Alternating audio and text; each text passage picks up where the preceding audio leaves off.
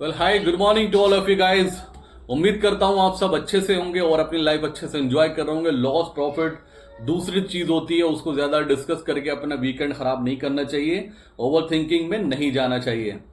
Last 55 days से option buyer को market ने किल किया है, इसमें कोई डाउट नहीं है। मुझे भी अच्छा खासा लॉस हुआ है, हर किसी को लॉस हुआ है।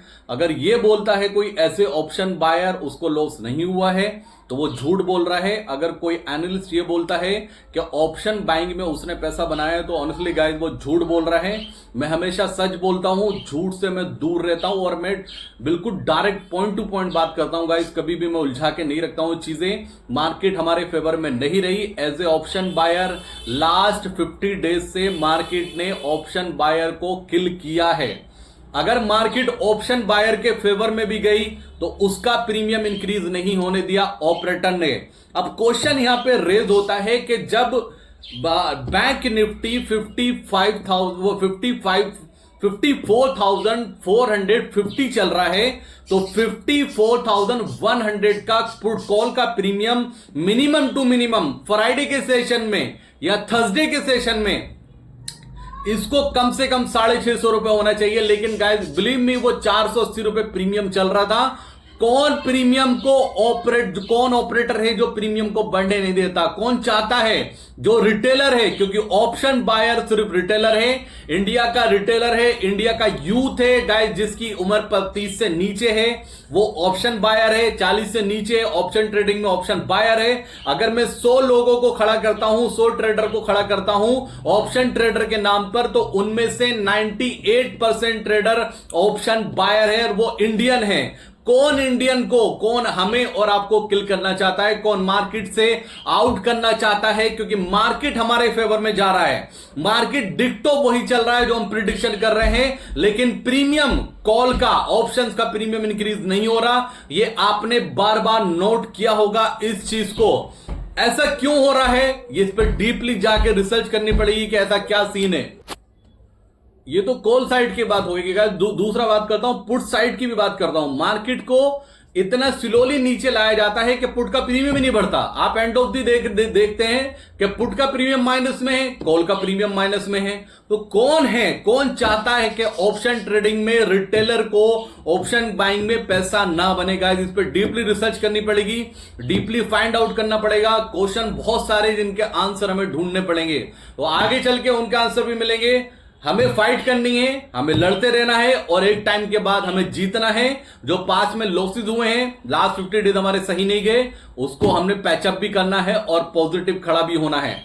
गाइस जो आने वाला टाइम है ऑप्शन बायर के फेवर में है। पहले सोचिए, इतने डेटाज आने वाले हैं, रिजल्ट सीजन स्टार्ट होने वाला है अक्टूबर का। दूसरा, 8 तारीख को हरियाणा और जम्मू कश्मीर के इलेक्शन का आउटकम आने वाला है। इस बार एक बात नोट करना, कोई भी आवाज, कोई भी बिजनेस चैनल, कोई भी एनालिस्ट इन इलेक्शन की बात नहीं कर रहा है, क्योंकि हर किसी को यह लग रहा है कि ये स्टेट इलेक्शन है और इसका आउटकम आएगा वो मार्केट पे इंपैक्ट नहीं डालेगा। लेकिन मैं आपको डिफरेंट व्यू बता रहा हूं। इतना बड़ा व्यू आएगा, वो इंपैक्ट आएगा मार्केट पे जिसने कभी सोचा भी नहीं होगा। इतना बड़ा इंपैक्ट आएगा जिस तरह जो कोई सोच भी नहीं सकता कि ये तो मेन इलेक्शन का, यानी कि जो लोकसभा के इलेक्शन होते हैं उससे भी बड़ा इंपैक्ट आ गया। मत भूलना इस चीज को, क्योंकि ये अगर ये इलेक्शन गवर्नमेंट के अपोजिट जाता है तो ये मार्केट को हिला के रख देगा। इस बार इसकी हमें प्रिपरेशन करनी है, हमें क्या पोजीशन बनानी है, उसके लिए मैं कैलकुलेशन करनी स्टार्ट कर दी है। 5 तारीख को, यानी कि 3rd ऑफ अक्टूबर, 3 तारीख को मैं ये पोजीशन बनाने जा रहा हूं और ये पोजीशन मैं 4 और 5 डेज के लिए बनाऊंगा और ये पोजीशनल ट्रेड होगा और मेरा टारगेट इसमें कम से कम 3 टाइम का होगा। मेरा टारगेट 3, 4 टाइम, 5 टाइम तक मैं इस बार पोजीशन में वेट करने वाला हूं। आप भी प्रिपेयर करिए अपने माइंडसेट को, अपना दिमाग लगाइए, अपना अमाउंट आपको अरेंज करना है। अगर आपको ट्रेडिंग से ही पैसा बनाना है, आप गिव अप नहीं करते, आप पॉजिटिव है, एनर्जेटिक है, आपको फाइट करनी आती है, बाउंस करना आता है और हमेशा पॉजिटिव रहते हैं, तो उसके लिए फंड आपको अरेंज करना पड़ेगा। अब बात करते हैं मार्केट की कि मार्केट का सेशन कैसा रहा। कल एक छोटी सी प्रॉफिट बुकिंग देखने को मिली, ठीक है, निफ्टी में। बैंक निफ्टी में बड़ा करेक्शन आया। रीजन, क्योंकि एक्सेंचर के रिजल्ट आया। जब एक्सेंचर का रिजल्ट आया तो आईटी परफॉर्म करेगा, आईटी ने परफॉर्म करा तो बैंकिंग के लिए प्रॉब्लम हुई और बैंकिंग नीचे आया। और दूसरा एक चीज मत भूलना गाइस, इस बार जो रिजल्ट आएंगे ना वो बैंकिंग के लिए करो या मरो वाली सिचुएशन होगी। अगर इस बार डिपॉजिट ग्रोथ इंक्रीज नहीं होती है तो बहुत बड़ा करेक्शन बैंक निफ्टी में आने वाला है, बहुत बड़ा। याद रखना, बैंक निफ्टी 3,500 पॉइंट ऊपर गया, लेकिन बहुत स्लोली मार्केट को ऊपर लेके गया। ऑपरेटर बैंक निफ्टी को ऊपर लेके गया, जिससे कि ऑप्शन बायर पैसा ना कमा सके बहुत ज्यादा। बात करता हूं, कल एक इंपॉर्टेंट अपडेट है गाइस, ये कल मैंने खुद ऑब्जर्व किया, आप जाके खुद भी चेक कर सकते हैं। निक्केई जापान का मार्केट का फ्यूचर 5.5% माइनस में है प्रीवियस क्लोजिंग से। अगर मैं प्रीवियस क्लोजिंग की बात करता हूं, जो करंट मार्केट प्राइस उसका चल रहा है 37,437, यानी कि अपनी क्लोजिंग से ऑलमोस्ट 2500 पॉइंट नीचे है। अगर मैं इसकी कैलकुलेशन बैठ करता हूं तो 5% से ज्यादा की इसमें गिरावट है। अब मैंने रिसर्च की, काफी फाइंड आउट किया, तो यह समझ में आया कि वहां पे गवर्नमेंट वही बनी है जो कंटिन्यू चल रही है। अब मार्केट इसको क्या इंपैक्ट करता है, मार्केट में क्या इसको डर लग रहा है, क्यों इतना नीचे है, इसका आंसर मिलेगा मंडे के सेशन में। रात अमेरिकन मार्केट में एक अच्छा सेशन था, डाउ जोन्स माइनस में था, एक टाइम पर 425 पॉइंट प्लस में था। उसके बाद जो प्लस में बंद हुआ वो 92 पॉइंट प्लस में बंद हुआ है। S&P 500 माइनस में बंद हुआ 16 पॉइंट और नेस्डेक माइनस में बंद हुआ 138 पॉइंट। गिफ्ट निफ्टी हमें दिखा रहा है -64। और बात करता हूं दूसरा एफआईएस के डेटा की। एफआईएस के डेटा में अगर डीपली जाके आप देखेंगे तो उन्होंने अपनी पोजीशन को हेज किया है, ठीक है ना। कैश में सेलिंग निगेटिव है, लेकिन अगर फ्यूचर और स्टॉक फ्यूचर का डेटा आप जाके देखेंगे तो आपको लगेगा कि वो हेजिंग के साथ में गए हैं। और रिटेलर हमेशा अपोजिट होता है, रिटेलर बुलिश है और प्रो पूरे मतलब फुल्ली निगेटिव गया। प्रो क्लाइंट मतलब HNI क्लाइंट पूरा निगेटिव गया। आप डेटा को जाके फाइंड आउट करेंगे तो देखने को यह मिल रहा है। मुझे ऐसा लगता है कि शायद नेक्स्ट वीक में हमें एक करेक्शन देखने को मिले। हो सकता है निफ्टी पे एक 500 पॉइंट का करेक्शन आपको मिले। बैंक निफ्टी में अभी भी आपको 1000 पॉइंट का करेक्शन मिल सकता है। यहां से इंपोर्टेंट लेवल क्या है 26,000, ठीक है ना। 26,000 एक स्ट्रॉन्ग सपोर्ट का जोन है। अगर 26,000 निफ्टी आता है और पहली बार में तोड़ देता है, फॉर एग्जाम्पल 26,000 आया और उसके बाद रिवर्स हो गया, थोड़ा सा 10-20 पॉइंट ऊपर आया, तो आप ये समझ लेना कि हाँ ये सपोर्ट ले रहा है।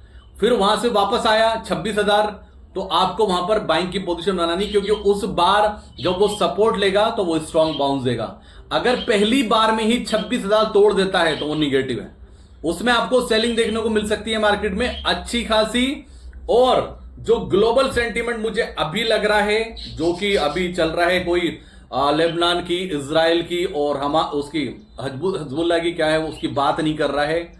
गाइस वीकेंड पे ना यही टेंशन होती है। अभी मार्केट उन सबको इग्नोर कर रहा है, लेकिन इन सबको एक लिमिटेड तक की इग्नोर करेगा। एक लिमिट होती है उसकी इग्नोर करने की, ऐसा नहीं कि उसको इग्नोर करके मार्केट ऊपर जाता रहेगा। अगर कुछ बड़ा अपडेट होगा वहां से, कुछ ऐसा अनएक्सपेक्टेड हुआ ना, तो मार्केट बड़ी गिरावट दिखाएगा। और ये इस मार्केट बुल रन में एक बात याद रखना, इस मार्केट में इंट्राडे में करेक्शन नहीं आएगा, ये करेक्शन ओवरनाइट होगा। ओवरनाइट आपको बड़ा गैप डाउन मिल सकता है किसी भी दिन। मार्केट ने ऑप्शन बायर को फिनिश कर दिया, ठीक है ना। अब मार्केट का दूसरा नंबर हो सकता है इन्वेस्टर को फिनिश करने का। क्यों? क्योंकि इन्वेस्टर ने अपना एफडी का पैसा तोड़ के म्यूचुअल फंड में लगाया हुआ पिछले 3 से 4 साल में, ठीक है ना। अब उनका पैसा बन रहा है, प्रॉफिट में है वो। लेकिन क्या आपको लगता है आरबीआई की इस पर नजर नहीं है? क्या ये सेबी को दिखाई नहीं दे रहा? क्या ये गवर्नमेंट को दिखाई नहीं दे रहा कि अगर बैंकिंग सिस्टम से पैसा निकल के म्यूचुअल फंड में जाता रहेगा तो नुकसान किसका है? आपने सोचा है कभी? आप डीपली जाके सोचिए, बैंकों के जो डिपॉजिट ग्रोथ है, क्या उस पर इंपैक्ट बड़ा नहीं आने वाला है? अगर बड़ा इंपैक्ट आया तो बैंकों की तो हालत खराब हो जाएगी। आप खुद सोचिए डीपली जाकर, तो क्या इन लोगों को ये दिखाई नहीं दे रहा? ये लोग इतनी आसानी से म्यूचुअल फंड को पैसा कमाने देंगे?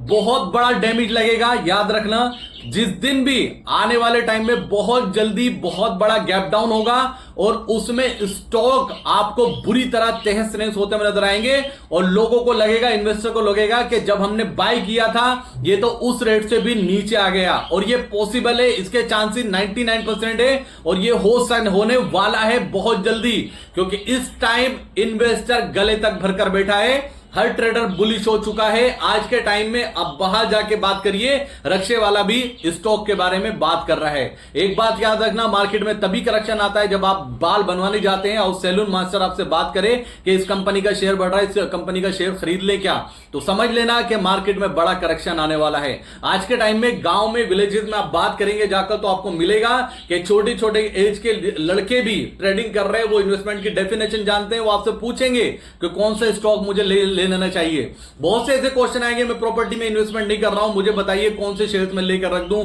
2 से 3 साल के लिए, और इस टाइम ये हो रहा है। तो मार्केट बड़ा करेक्शन भी दिखा सकता है, अपने आप को प्रिपेयर रखना। किसी भी सिचुएशन में एक बहाना चाहिए और इस टाइम गले तक भरकर बैठे हैं। एफआईएस की लॉन्ग पोजीशन गले तक भरकर बैठी है, कोई भी लाइट नहीं है, हर कोई भर भर के बैठा है पोजीशन को। तो मार्केट कभी भी कुछ अनएक्सपेक्टेड कर सकता है, तो अपने आप को प्रिपेयर रखना है। मंडे के लिए 26,000 स्ट्रॉन्ग सपोर्ट रहेगा, बैंक निफ्टी 53,000, 53,250 ये स्ट्रॉन्ग सपोर्ट रहेगा। एक बार मेरे अकॉर्डिंग इन लेवल को मार्केट को टच करना चाहिए, उसके बाद देखेंगे नेक्स्ट व्यू क्या रहेगा। तो ये पूरा अपडेट था। उम्मीद करूंगा वीडियो में कुछ इंफॉर्मेशन आपको सही लगी हो तो प्लीज लाइक कर देना, शेयर कर देना, सब्सक्राइब कर देना चैनल को। ऑप्शन बायर को लास्ट 50 डेज में किल किया गया है ऑपरेटर के द्वारा। बच के रहना, पॉजिटिव रहिए, बाउंस बैक जरूर करेंगे। पैसा जहां से गया है वहीं से आएगा और कहीं नहीं आने वाला है। माइंडसेट अपना ये क्लियर कर लेना। अगर आप सोचते हो दूसरा बिजनेस जाके स्टार्ट कर लेंगे, नहीं कर पाओगे, याद रखना, क्योंकि यहां पे इजी मनी है, पैसा यहां पर जल्दी बनता है, वहां पे हार्ड वर्किंग होगा, नहीं कर पाएंगे। ठीक है, इससे अच्छा फालतू की जगह टाइम वेस्ट और दिमाग खराब ना करें, सही जगह अपना दिमाग लगाएं। थैंक यू सो मच, जय हिंद।